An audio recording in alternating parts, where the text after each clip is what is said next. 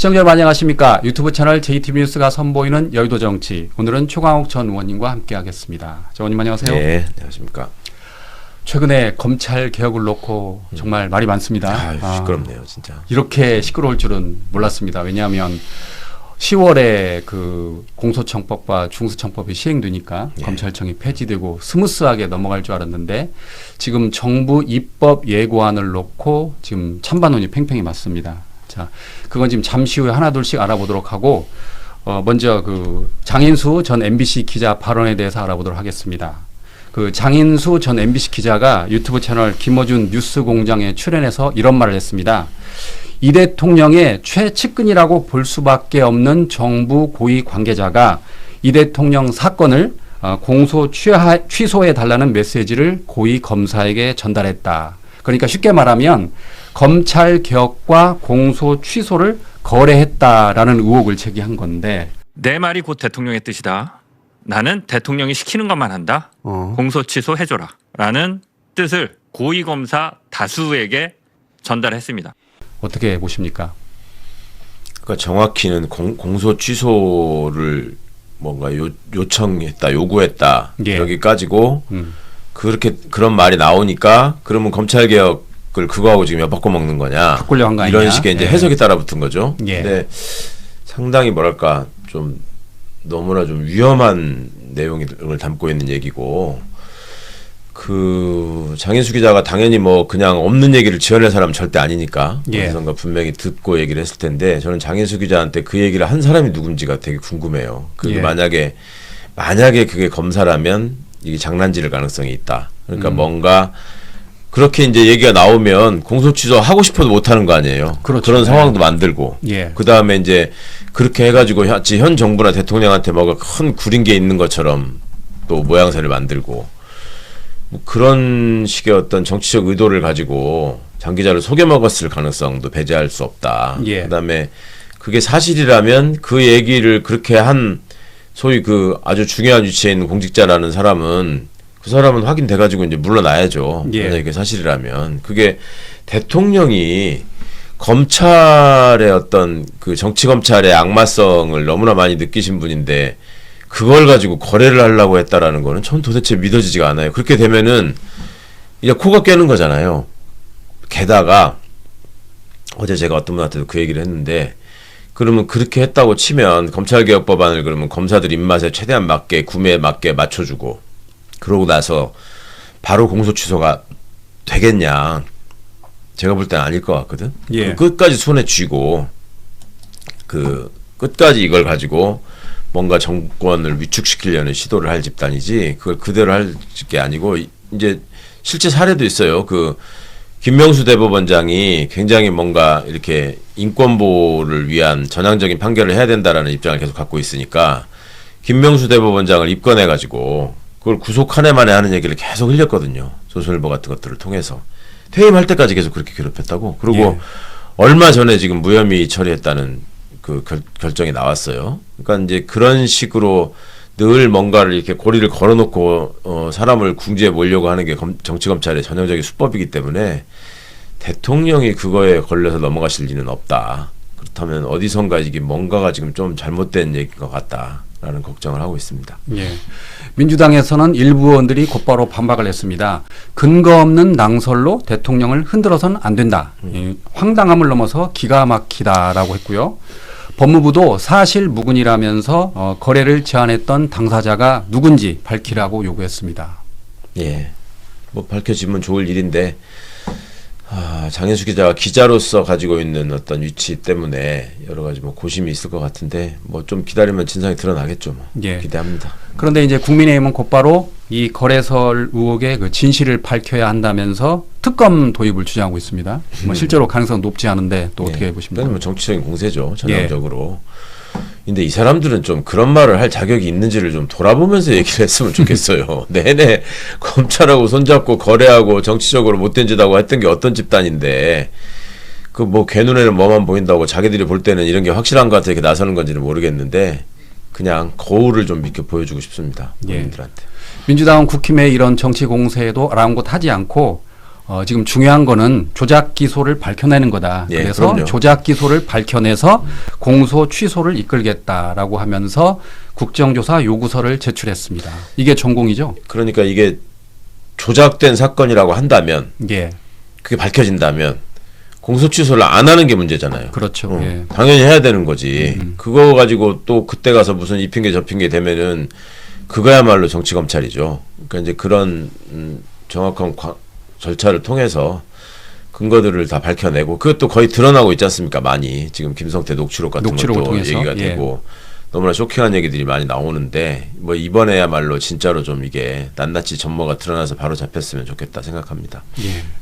자, 다음으로는 검찰 개혁안에 대해서 알아보도록 하겠습니다. 지금 중수청법과 공소청법을 놓고 이 정부가 입법 예고를 했는데 민주당 내에서조차 지금 찬반 여론이 팽팽히 맞서고 있습니다. 자, 하나하나 알아보도록 하겠습니다. 저희가 이전에도 많이 알아봤던 검찰총장 명칭 유지. 이거는 지금 정부안은 유지고 민주당의 일부 이른바 그 강경파들은 공소청장으로 바꿔야 된다. 네. 그렇게 나오고 있잖아요. 어떻게 보십니까? 그러니까 이제 강경파라는 용어도 좀 신중해야 될 것 같은데 예.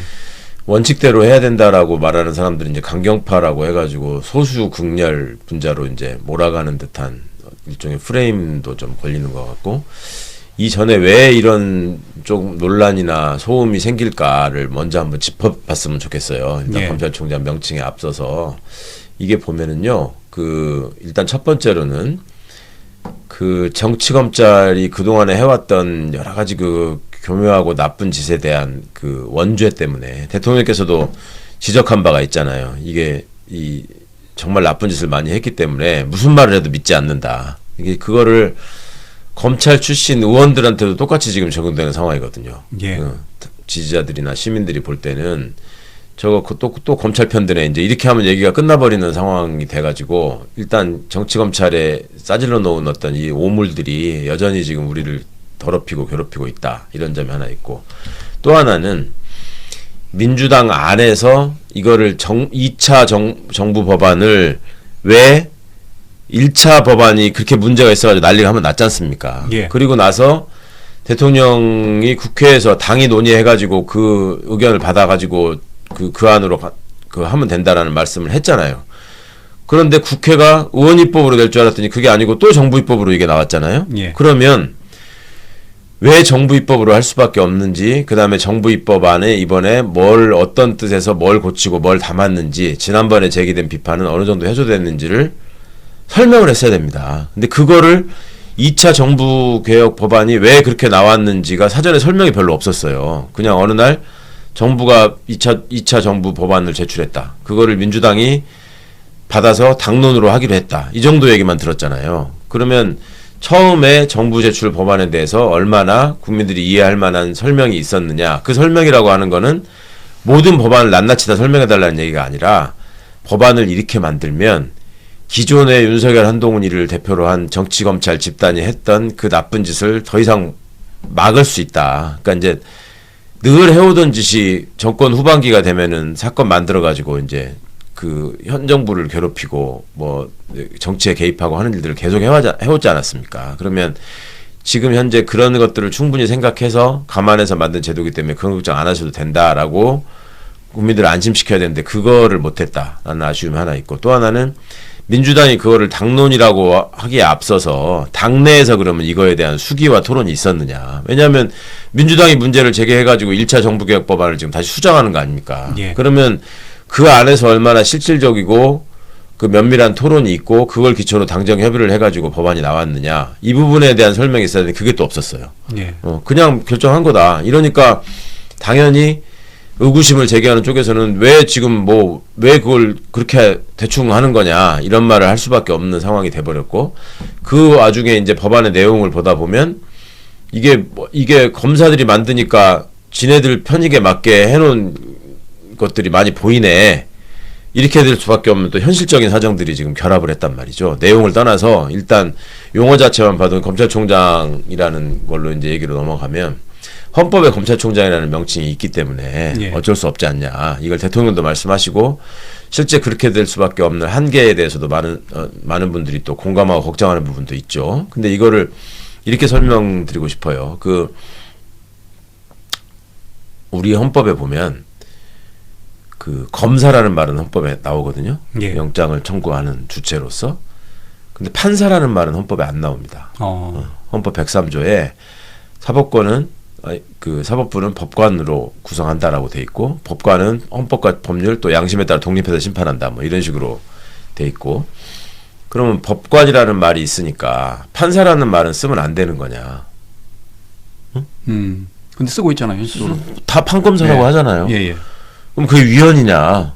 헌법에 법관이라고 돼 있는데 왜 판사라 그래? 이렇게 말할 수 있는 거냐? 예. 그건 아니잖아요. 예. 판사라는 말은 법원조직법에 나오거든요. 법관이 판사가 있고 대법관이 있고 뭐 대법원장이 있다 이렇게 돼 있단 말이에요. 그러면 공소청을 만들었으면 공소청의 장은 당연히 공소청장이죠. 예. 상식적으로 공소청장이라고 하고 법조문의 제목을 공소청장이라고 하고 공소청장을 검찰총장으로 보호한다 이렇게 해놓으면 이 문제가 해결된다라는 얘기를 여러 번 해왔습니다. 그리고 그것이 무슨 위헌 법률 심판이 제기돼가지고 그 수정될 이유가 없어요. 그 문제를 제기할 사람은 검찰총장이거든요. 공소청장이거든요. 나를 검찰총장이라고 불러달라. 그렇게 부르지 않으면 위헌이다. 근데 국민들의 이런 열망을 바탕으로 해서 대통령이 새롭게 법을 바꿔가지고 지명한 공소청장이 취임하자마자 나 검찰총장이라고 안 불러주면 위헌이야. 이거를 헌법소원을 낸다고? 위헌법률 심판을 낸다고? 가능성이 별로 없는 얘기입니다. 그러니까 그냥 하면 되는 거예요. 근데 너무 지나친 어떤 배려가 있는 것 같다라는 생각을 하는 거죠. 예. 그 전에도 이야기하셨습니다만 공소청 3단 구조. 그러니까 대검찰청, 고등검찰청, 지방검찰청이 이제 그대로, 바뀌어서 그대로 이제 대공소청, 고등공소청, 지방공소청. 근데 전에도 말씀하셨다시피 고등은 필요 없다는 거잖아요. 할 일이 없다면서 그렇게. 정말 할 일 없는 데가 고등이라고 본인들이 늘 얘기하고 그 할 일 없는 와중에도 또 일 안 하려고 직업에다 떠넘기는 경우도 많고. 아니 본인들끼리 진짜 그렇게 얘기한다니까요. 제가 다른 방송에서도 얘기하고 예전에도 얘기하고 그랬었는데 고등검찰청의 검사장은 할 일이 없어가지고 일주일에 왼손 하나 다음 주에 오른손 하나 손톱 깎고 앉았다. 그 다음 지나고 나면 왼쪽 발톱 오른쪽 발톱 이런 얘기하고 차장은 더 할 일이 없어가지고 손가락 한 개씩 나눠서 깎는다. 그래야지 시간이 간다. 그걸 자기들끼리 웃으면서 하는 얘기인데 그리고 그냥 검사라는 타이틀을 갖고 그 내부에서 조금 이렇게 그 핵심에서 밀려난 사람들 이런 데 가는 사람들이 가는 데가 고검이다 이렇게 다 돼 있어요. 그러니까 보면 검사장 안 되는 사람들이 보면 대부분 가더라고요. 보면 그렇죠. 한직으로 간다. 그럼 사고 치면 고검 보내고 그렇게 하더라고요. 이게 무슨 거기가 무슨 수용소도 아니고 국민 세금 낭비하는 데인데 어찌 보면 그거를 고등법원이 있으니까 고등검찰청이 당연히 있어야 된다 이건 아니거든요. 그래서 검사의 법무부 겸직은 또 어떻게 보십니까? 정부와는 검사의 법무부 겸직을 유지 그리고 민주당의 일부 의원들은 반대 그렇게 하고 있습니다. 지금까지 그 소위 문민화라고 표현을 했는데 그 정부 부처 중에 하급관청이 상위 부서를 장악하고 있는 부처가 딱 2개 있어요. 2개. 하나가 국방부, 하나가 법무부입니다. 그러니까 검찰청은 분명히 법무부 산하의 외청이에요. 검사는 소속이 법무부가 아니고 검찰청이에요. 근데 검찰청 소속의 검사가 법무부의 고위 간부를 거의 다 장악하고 있어. 그러네요. 이런 모양새가 있냐고요. 지금 경찰청이 행안부 소속이잖아요. 그러면 행안부의 국장의 80%를 다 경찰관이 한다. 이거 납득하실 분이 있나요? 말도 안 된다고 생각해요. 그 다음에 재경부죠. 지금 재경부의 국장의 80%를 다 국세청 출신이 해야 된다. 이거 납득하나요? 말이 안 되는 소리잖아요. 그 다음에 기후에너지부, 환경부 산하에 기상청이 있잖아요. 환경부의 국장의 80%는 다 기상청 예보관들이 가서 해야 된다. 말이 안 되잖아요. 근데 검사들이 법무부 국장 하는 건 당연하다고 생각해. 그동안 관례적으로 해왔으니까. 그 비정상이 오래되어 있다 보니까 그게 정상처럼 보이는 거예요. 한 번만 생각해보면 이게 틀렸다라는 걸 알 수 있는데. 그 다음에 군인도 마찬가지예요. 군인은 각군 본부 소속이에요. 육군은 육군 본부 소속이고 해군은 해군 본부 소속이고. 그런데 국방부를 상위 부서인 국방부에 가보면 다 군인들이 또 고위직을 다 대부분 차지하고 있어요. 이게 왜 이렇게 됐느냐? 과거에 군부 독재를 지탱하던 두 기둥이 군대하고 검찰이기 때문에 그렇습니다. 소위 육법당 시절부터 이게 있었던 일인데 그러니까 뭔가 이상하게 앞뒤가 바뀐 일들이 계속 이어지고 우리가 군부 독재를 제대로 청산하지 못한 결과물로 여전히 남아 있는 건데 그러니까 그런 차원에서라도 법무부는 실질적으로 검찰을 통제할 수 있는 부서로 만들어야 한다는 얘기는 오래전부터 나왔고 제가 이 자리에서도 많이 말씀드렸는데 법무부 장관은 법무부 구성원들과 검사들을 대표하는 사람이 아니다. 국민을 대표해서 그들을 통제하는 사람이다. 이렇게 말씀드렸잖아요. 그거를 위해서라도 이런 어떤 겸직이나 이런 것들은 더 이상 허용되면 안 된다. 아니면 현실적으로 뭐 인력을 채워야 되니까 뭐 얼마 동안은 그냥 유지하고 나중엔 다 뺀다 이렇게 하는 건 모르겠으나 그거를 아예 명시해가지고 앞으로도 계속 검찰에 의한 검사들에 의한 법무부 장악 이런 것들이 가능해질 수 있도록 만든다라는 거는 나중에 윤석열 같은 사람이 또 대통령 되면은 어떻게 할 겁니까? 이제 그런 점들을 좀 차단하는 게 좋겠다는 생각이죠. 그리고 이제 향후 검찰청 공무원이 공소청으로 넘어갈 때 바로 임명해야 되느냐 아니면 면직 후 재임용해야 되느냐 이게 지금 박상용 검사나 어미준 검사 때문에 나온 말인 것 같은데 어떻게 보십니까? 그러니까 원래대로라면은 신설 조직이 생길 때 뭘 면직을 하고 다시 한다는 건 좀 자규적인 일이고 예전에 이제 방위사업청 같은 게 만들어질 때 국방부 조달본부 사람들이 방위사업청으로 많이 넘어가고 타부처 사람들도 이제 방위사업청 출범하면서 그쪽으로 많이 옮겨가고 했거든요. 그 사람들이 다 면직 후에 했느냐 그건 아니란 말이죠. 그건 이제 신분관계를 정리하는 규정을 만들어가지고 보수체계나 뭐 저기 그 직급체계나 이런 것들이 이제 정비하면 될 일인데 나쁜 짓을 많이 한 그 검사들이 많다 보니 이번 기회에 한번 속아내야 되지 않느냐 이제 이런 상황 차원에서 나온 얘기 아닌가 싶어요. 뭐 그 뜻만 좀 받아주시면 될 것 같습니다. 그거를 그냥 면직시킨 다음에 한다라고 하는 거는 조금 자규적인 것 같고 너무. 이와 관련해서 그 한인섭 명예교수가 페북에 이것저것 이야기를 썼더라고요. 그래서 이제 거기서 제가 본 것 중에 기억이 나는 게 정부안 44조라고 합니다. 다른 수사관이 중대 범죄를 인지를 하면 그 사실을 중수청에 통보해야 된다. 이걸 놓고도 지금 찬반론이 맞서고 있습니다. 왜 그걸 굳이 통보해야 되느냐. 아니 중대범죄청 수사에 해당하는 거를 다른 기관에서도 할 수 있는데 그냥 하면 되는 거지. 그렇게 얘기하면은 뺏어가려고 그러는 거 아니냐. 이런 질문이 당연히 따라 나오게 되는 거죠. 그러니까 이제 계속 뭐랄까 이제 염두에 둬야 되는 거는 두 가지예요. 지금 이제 국민들이 피해를 봐서는 안 된다. 그리고 기능이 제대로 작동하게 된다. 이게 이제 당연히 큰 의미고요. 두 번째는 이 검찰개혁이 왜 이렇게 국민적인 공감대를 얻고 전폭적인 지지를 받고 있느냐라는 걸 생각해 보면 정말 그 한 줌도 안 되는 정치검사의 무리들이 너무나 이 상황을 농단해 버렸기 때문에 이거는 그냥 놔둬서는 안 되겠다. 그리고 이게 일부만의 문제가 아니라 결국 그런 자들을 양산하는 조직과 시스템의 문제다라는 게 드러났잖아요. 그러니까 그 나쁜 짓들을 하고 편파적인 수사를 하고 이상한 그 봐주기 수사, 봐주기 불기소 이런 것들을 해도 아무도 그거에 대해서 항의하는 자가 없었잖아요. 그리고 지금까지도 여전히 오만방자한 태도를 보이면서 뭐 법정에서 집단 퇴장을 한다거나 뭐 저 특검을 뭐 정면으로 비난한다거나 일개 평검사가 계속 입장문을 내면서 뭔가 정치적인 공방을 유도한다거나 이런 짓거리들은 검사만 하는 일이거든요, 지금. 그러면 이번에 법 개정을 하면은 그런 장난질이나 그 건방진 행동을 더 이상 못하게 되느냐 이런 점도 국민께서 굉장히 관심을 가지고 지켜보시는 포인트예요. 오히려 그 부분이 훨씬 중요하다고 생각하는 분들이 많아요. 그만큼 했으면 그만큼 당했으면 이제는 뿌리를 뽑아야 되지 않느냐 이런 말씀들을 많이 하시거든요. 근데 지금 나와 있는 법안이 과연 그 부분을 다 충족하고 있느냐 하는 부분에 대한 의문 때문에 지금 여러 소란이 생기고 있는 거죠. 그 중수청법 정부안을 두고는 지금 사이버 범죄가 또 논란이 일고 있습니다.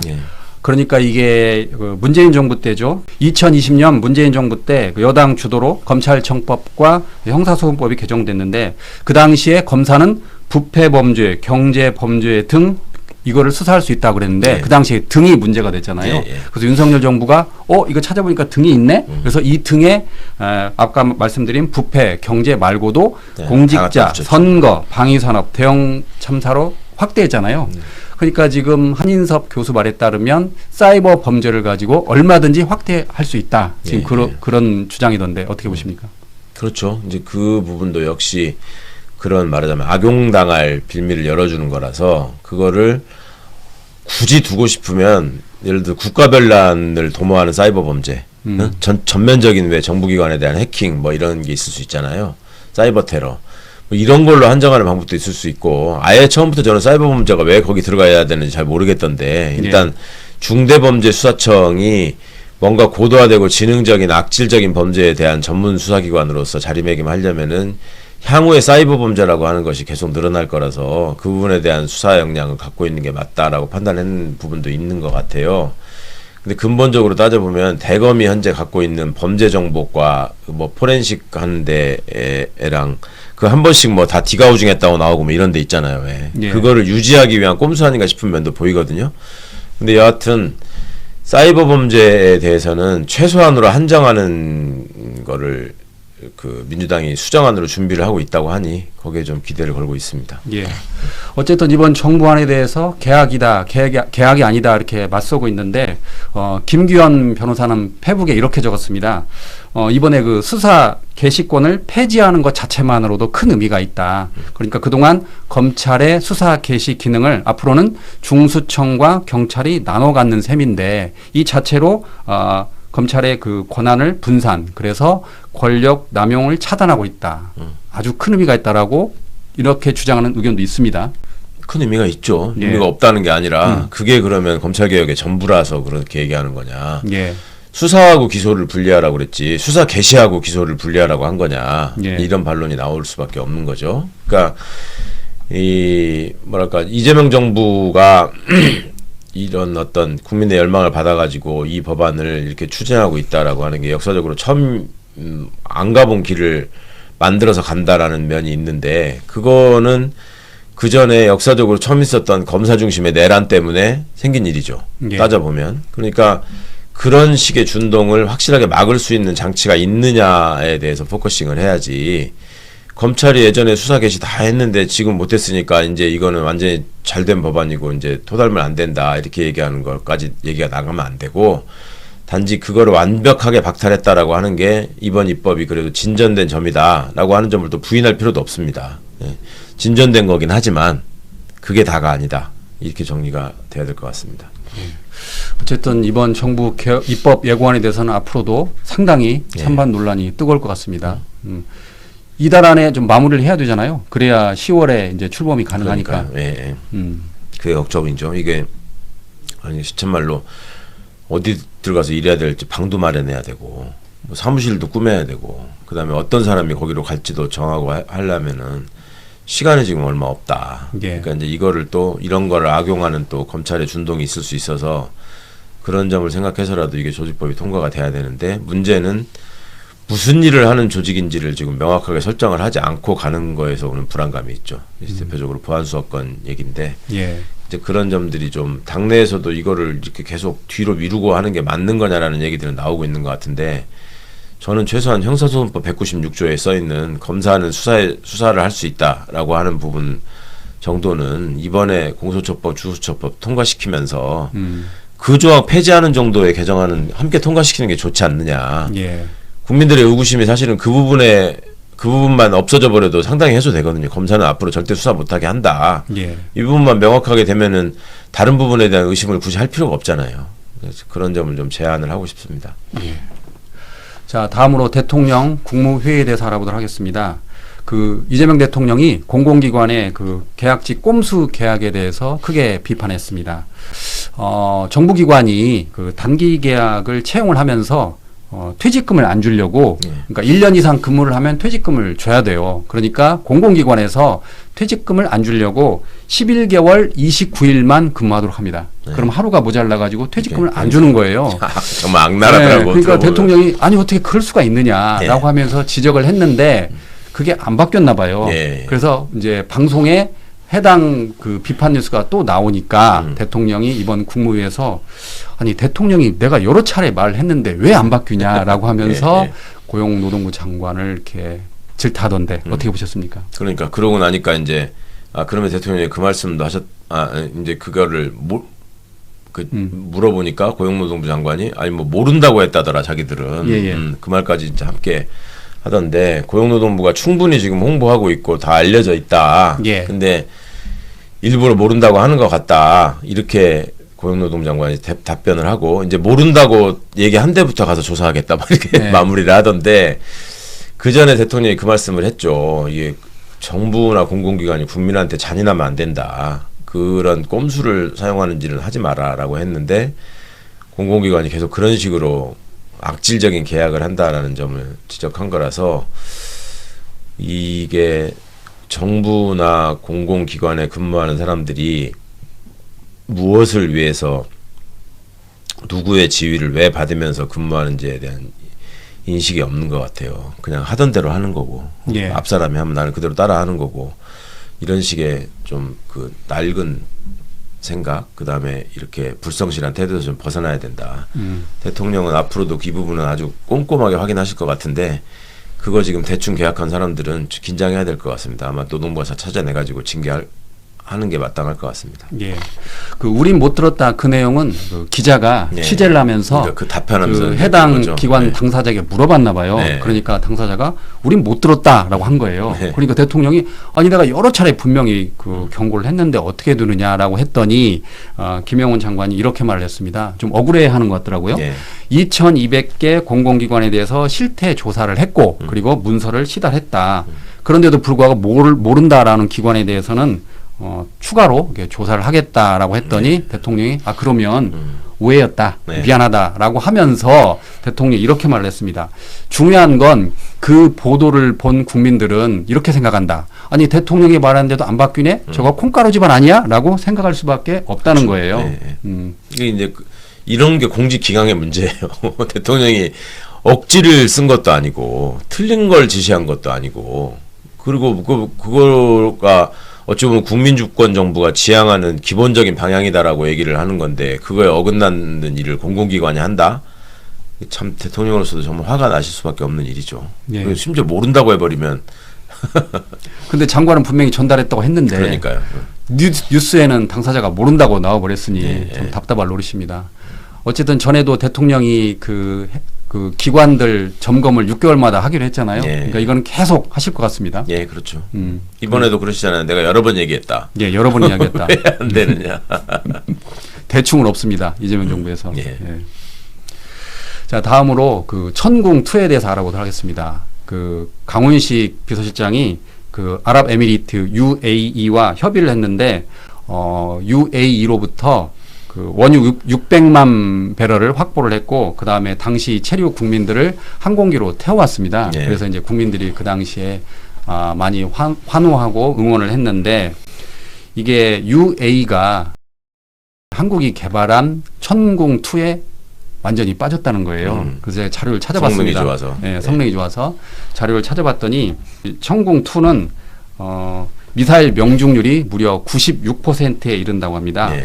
2017년 6월에 천궁 개량형의 시험 발사가 성공했고 20년 11월에 천궁2가 추가적으로 출하됐는데 바로 1년 뒤인 21년 11월에 아랍에미리트가 바로 천궁2를 사겠다고 했습니다. 네. 그래서 그 당시에 35억 달러, 그러니까 우리 돈으로 4조 원가량을 샀고 그다음에 24년 2월에는 사우디가 추가로 4조 원가량을 샀다고 합니다. 그리고 24년 9월에 이라크, 그러니까 지금 정리를 하면 아랍에미리트, 그다음에 사우디, 이라크가 완전히 지금 천궁2에 푹 빠진 거예요.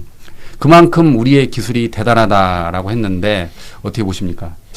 그러니까 우리 기술력이 그만큼 훌륭하다라는 거에 자부심을 가져도 좋겠는데 또 예. 다른 한편으로 이게 무기가 많이 팔리는 걸 행복해야 할 일이냐. 예, 그럴 수도 경제적으로야 있겠네요. 좋은 네. 일이지만 그거는 이제 당연히 다행히 방어 무기니까 예. 괜찮은 것 같아요. 근데 방위 산업이 어느 부분까지 성장하는 거에 우리가 박수를 쳐야 되느냐 하는 문제도 꼭 잊지 않고 있어야지. 저 트럼프나 미국이 벌이는 이런 황당한 일을 우리는 하지 않는다. 그런 생각을 좀 해야 될 것 같고 어떻든 우리가 생산한 물품이 좋은 평가를 받고 있다는 건 굉장히 흡족하고 좋은 일인데 그보다 근본적으로 세계 평화를 위해서 우리 천궁 미사일을 쏘지 않고도 좀 평화가 유지되는 그런 세상이 빨리 오는 거를 우리는 잊지 않아야 되겠다. 예. 한편 다르게 생각하면은 자꾸 저렇게 포격하고 전쟁이 나야지 우리 거 많이 팔고 경제가 좋아지겠네. 이렇게 생각하시는 분도 계실까봐 높아지면서 말씀드립니다. 최근에는 그 전쟁이 이란 전쟁이 장기화될 것 같으니까 주한미군이 무기를 이렇게 중동으로 반출하고 있다고 그럽니다. 그래서 이에 대해서 이제 이재명 대통령이 국무회의에서 언급을 했는데 북한 억지력엔 문제가 없다. 걱정하지 마라. 우리 대한민국의 군사력이 세계 5위니까 걱정할 필요 없다라고 안심을 시켰습니다. 그러니까 어쩔 수 없는 현실이라는 게 있는 거죠. 예. 그 미국의 무기가 미국 건데 자기네 거를 지금 다른 데서 전쟁하는 데다 실어 가겠다는데 야 그거 갖고 가지 마 하고 뺏을 수는 없는 거잖아요. 예. 그런데 그게 없더라도 우리 힘으로 지킬 수 있는 역량이 충분하니까 국민들 안심하시라 이런 거를 이제 군통수권자 입장에서 또 대통령의 입장에서 이제 국민들을 안심시키기 위해서 하신 말씀이고 근데 앞으로도 계속 이런 거에 대한 어떤 위험성은 있죠. 그러니까 지금 이란이 그 전쟁이나 상황이나 이 여론 같은 걸 본인한테 유리하게 이끌기 위해서 아무 상관없는 나라에다가도 폭격을 하잖아요, 지금. 네, 그러고 있습니다. 그러면 향후에 미중 간에 예를 들어서 무슨 분쟁이 생긴다고 할 때 미국이 이런 식으로 우리의 허락이나 상의가 없이 자기네 무기들을 막 활용해가지고 어떻게 하거나 발진한다거나 하면 그러면 어떻게 될 것인가를 생각하고 우리가 대비할 필요가 있어요. 그러니까 만약에 뭐 그럴 일이 없어야 되겠지만 미국의 폭격기가 떠가지고 중국을 폭격하는 일이 있다고 쳐봅시다. 그러면 중국 입장에서는 그 폭격기가 못 뜨게 해야 될 거 아니에요. 그럼 그 폭격기는 어디서 날라오느냐. 찾아보니까 한국의 오산 공군기지에서 오네. 그러면 거기 있는 폭격기를 때려라. 이렇게 할 수 있잖아요. 그러니까 그런 점들에 대한 대비, 그런 점들이 발생하지 않도록 우리 외교 안보 역량이 정말 강화되고 최선을 다해서 또 방비를 해야 된다. 이런 중요한 부분을 짚으신 것 같아요. 네. 자, 다음으로 그 어미준 전 부천지청장과 김동희 전 부천지검 검사에 대해서 알아보도록 하겠습니다. 이 두 사람이 지금 쿠팡 퇴직금 미지급 의혹 사건을 불기소하라라고 부당하게 압력을 넣은 혐의로 지금 재판에 넘겨졌는데 이 두 사람의 개인 정보가 지금 유출됐나 봐요. 그래서 어미준 검사와 김동희 검사가 안권섭 특검을 경찰에 고소했습니다. 내용인즉슨 두 사람의 실명과 주소 그리고 주민등록번호, 휴대폰 번호 등이 특검 공소장에 그 국회를 통해서 언론에 무단으로 공개됐다라고 했는데 이걸 어떻게 봐야 됩니까? 트집 잡는 거죠. 뭐 그런 걸 지우지 않고 왜 줬네 뭐 이런 거잖아요. 그러잖아요. 근데 이제 그거야 뭐 잘한 일은 아니지만 그렇다고 해서 그 사람들이 검사들이 그랬으니까 우리 억울하다라고 얘기할 수 있는 소재도 아닌 것이고 마치 노리는 거는 그런 거죠. 이제 그렇게 해서 사람들한테 알려지게 해가지고 본인들을 표적 삼아가지고 망신도 주고 뭐 여론을 악화시키려고 하는 거 아니냐라는 식의 뇌피셜이 돌아갈 수 있을 것 같은데 그래서 정치검사라고 하는 거예요. 하는 짓거리마다 어떻게 하면 이 상황에서 진실을 밝히고 국민들 앞에 사죄를 하든 설득을 하든 하려고 하는 게 아니라 사용하는 용어나 보이는 태도나 이런 것들이 전형적인 정치 집단 구성원의 태도를 보이고 있어서 그 본질을 드러내고 있는 사례라고 생각합니다. 두 사람은 어쨌든 직권남용 권리 행사 방해 혐의로 지금 불구속 기소된 상태입니다. 그리고 이제 국민들이 잘 아시는 것처럼 어미준 검사는 이번 상설특검의 기소에 대해서 아주 더럽고 역겨운 기소다라고 반발을 했습니다. 본인이 과거에 검사를 하면서 했던 기소 중에 더럽고 역겨운 일이 진짜 많았거든요. 그러니까 거울을 보라고 역시 얘기해주고 싶습니다. 의원님 그런 얘기 많이 하셨습니다. 자, 다음으로 계양을에 대해서 알아보도록 하겠습니다. 지금 그 인천 계양을 출마를 놓고 송영길 전 민주당 대표와 김남준 전 대변인이 신경전을 벌이고 있습니다. 어떻게 될 걸로 보세요? 신경전까지 하나요? 여기 자료를 보면 상황을 보면 여론조사에서는 송영길 대표가 우세하신 것 같던데 아무래도 인지도 면에서 뭐 상대가 안 될 거고. 글쎄요, 뭐 적절하게 뭐랄까 이제 항상 선거가 되면은 이게 감정 싸움이 되기가 쉬워서 그렇게 되지 않고 좀 합리적인 해결책이나 방안을 찾아냈으면 좋겠습니다. 송영길 전 민주당 대표는 그 판단 주체는 당연히 계양을 주민이다라고 이야기했고 김남준 전 대변인은 나는 대통령 생각을 이해하는 사람이다라고 했는데 이게 지금 이번 재보선거 관련해서 민주당이 전략 공천을 하기로 했지 않습니까? 그러면 전적으로 당대표인 정청래 대표가 결정하는 거죠?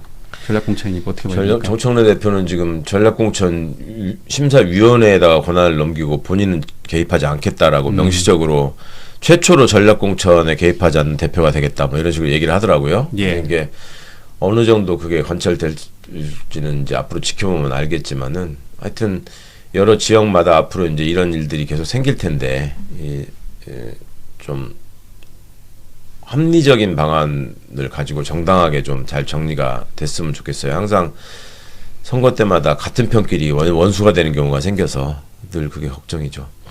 일부에서는 지금 박찬대 민주당 의원이 인천시장으로 단수 공천됐으니까 예. 지금 인천 연수갑이 비계되잖아요. 예, 예. 그러니까 교통정리가 필요하다. 그러니까 한 사람은 계양을로 보내고 다른 사람은 연수갑으로 보낼 수 있다라는 교통정리도 나오던데 그럴 가능성도 있습니다. 그렇죠. 뭐 그걸 배제할 수는 없겠지만 또 박찬대 의원이 연수갑에 김남준 의원이 가면 김남준 대변인이 가면은 좀 힘들 거다 이렇게 또 말을 하고 그랬어요. 예. 그게 또 다른 해석을 낳고 하던데 모르겠습니다. 이게 송영길 대표 입장에서는 내가 지금 돌아왔고 내 자리 이게 원래 내 자리였고 내가 이재명 대표한테 양보하고 간다니까 내가 여기 출마하는 게 자연스러운 거 아니냐 이제 이렇게 말씀하던데 모양새는 이제 중진 의원이 조금 더 그 험지에 가서 이겨주면 훨씬 더 멋지게 보이긴 할 것 같은데 예. 워낙 이제 선거라는 게 지면 의미가 없는 거다 보니까 어떻게 판단하실지 잘 모르겠어요. 김남국 대변인은 이렇게 언급했습니다. 누구 한 분이 서운하지 않을 묘안을 찾지 않을까 싶고 그게 바로 지도부의 역할이다. 모두가 윈윈하는 쪽으로 정리될 것이다. 사실상 애매한 답변이긴 한데 그만큼 이게 어렵다는 거잖아요. 그럼요. 그게 이제 양보가 서로 쉽겠습니까? 그리고 둘 다 김남준 대변인은 국회의원이 처음 되는 거고 만약에 된다면 송영길 대표는 또 그동안에 어찌 보면 일종의 낭인 생활을 좀 하다가 이제 다시 컴백하는 거라서 쉬운 문제는 아닌 것 같아요. 방금 양보하셔서 떠오른 게 있는데 강원지사 놓고 우상호 전 수석이 가니까 이광재 전 지사가 양보를 했잖아요. 어떻게 보면 그거 정말 통 큰 결단 아닙니까? 어떻게 보세요? 그렇죠. 그 전에 사실 그런 얘기가 있었거든요. 강원도 도민들의 입장에서는 이광재 지사는 강원도 평창 사람이고 지사를 한번 해본 사람이기 때문에 한번 해봤고 당연히 인지도도 높고 강원도 사람이라는 정체성 면에서 훨씬 더 확실하다라는 말들을 많이 하셨었고 우상호 의원은 우상호가 강원도 사람이었어? 이렇게 생각하는 이번에 처음 알았네 이렇게 말씀하신 분들이 많더라고요.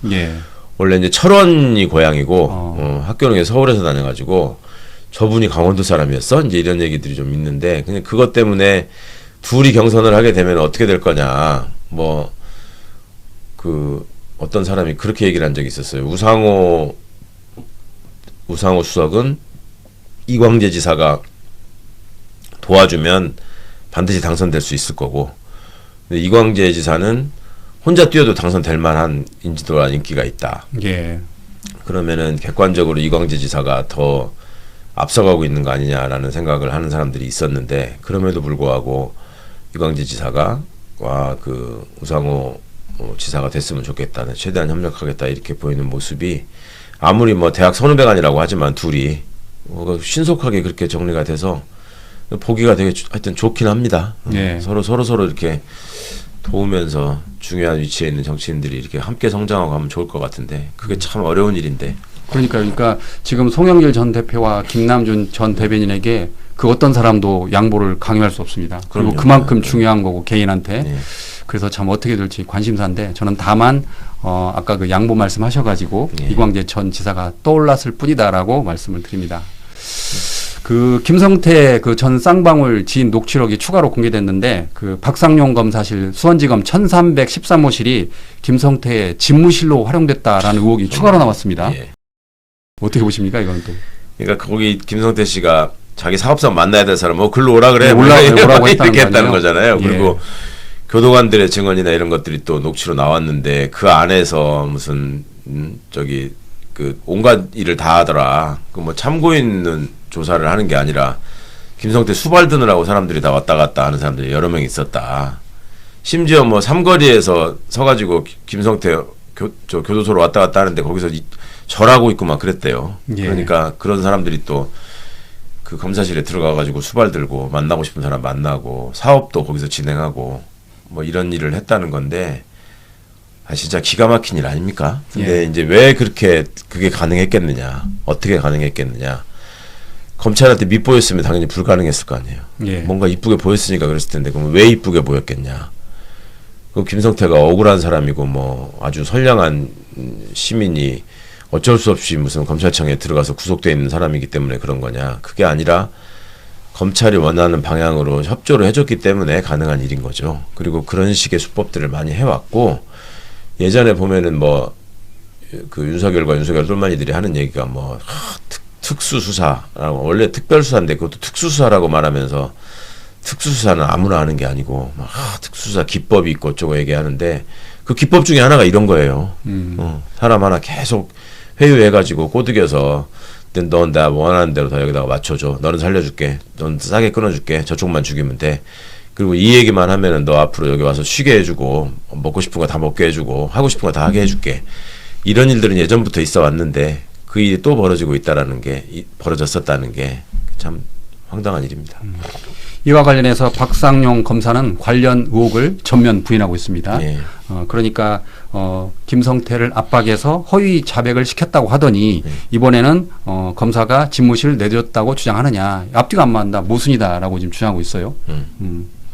아니 그러니까 앞뒤가 안 맞는 것처럼 형식적인 논리들을 많이 여기저기서 구사하던데 앞뒤를 따져보면 본인이 앞뒤가 안 맞는 얘기를 지금 훨씬 많이 하고 있어요. 그러니까 제가 보기에는 그만큼 지금 두렵고 궁지에 몰렸다 하는 것 같습니다. 그리고 얘기 이제 입장문이라고 내는 거에 보면은 교묘하게 말장난하는 게 많이 있더라고요. 뭐 누구도 이화영 지사 이재명 지사가 돈을 받았는지 묻지 않았다. 질문하지 않았다. 이렇게 뭐 말한다거나 물어볼 일이 없는 사건에서 그런다는 게 그런 거에 이제 국민들이 더 이상 속지 않는다. 그렇게 생각합니다. 이 김성태 씨와 관련된 사건이 잘 마무리되면 국민 모두가 궁금해하는 조작 기소 여부가 결정나는 거 아닙니까? 그래서 이제 공소 취소로 연결될 수 있는 거고요. 그러니까 당연히 공소 취소해야 되는 거죠. 조작이라고 드러나게 되면 그리고 관련자들 엄히 처벌해야 되고 이게 지금 그 정치 검찰의 어떤 나쁜 짓과 악행과 관련해서 한두 번 제기된 문제도 아니고 과거에 한명수 총리 사건 수사를 어떻게 그 만들어가면서 조작하는지를 직접 또 봤던 제 입장에서는 더더욱 피가 끓는 일인데 이번에는 반드시 좀 진상이 드러나고 다 바로 잡히기를 바랍니다.